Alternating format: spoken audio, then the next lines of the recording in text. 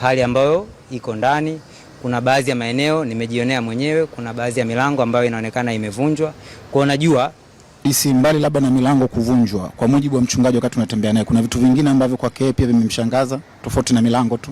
Labda kama tunajua ile kanisa kuna labda sadaka. Tuko ndani, kuna baadhi ya watu walituingiza kwenye chumba cha self, wanasema ni cha fedha, lakini wakasema ile self imevunjwa.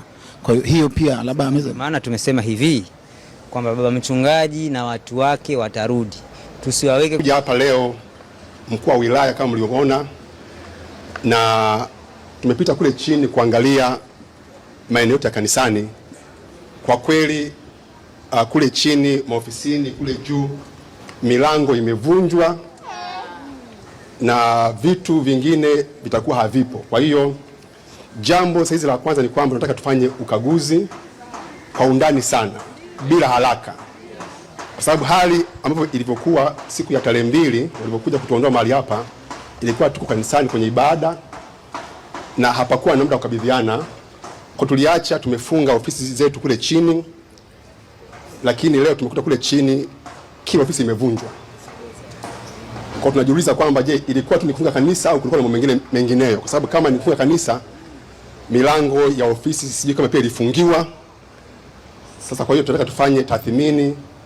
Tumeomba awepo hapa mwenyekiti wa mtaa anakuja na kamati ya mtaa anakuja, na baadhi yetu wachache wetu tutafanya ukaguzi ili tufanye tathmini ya uharibifu uliotokea, tujue sasa kipi kipo na kipi hakipo na nini ifate baada ya hapo. Amen. Tathmini ya nini kipo, nini hakipo, kwa nini hakipo. Sababu hii sehemu ilikuwa inalindwa masaa 24 na magari ya polisi ya washawasha. Kwa hiyo na nilisema ile siku nadhani ya tarehe 10 mwezi wa 6 kwamba ulinzi wa hapa uko chini ya mikono ya polisi. Kwa hiyo chochote ambacho kitakuwa kimepotea, kimeharibika, jibu la aliyefanya kipotea au kiharibike ni yule ambaye alikuwa analinda. Kwa hiyo tunataka tufanye tathmini bila haraka. Mtupe nafasi tufanye tathmini.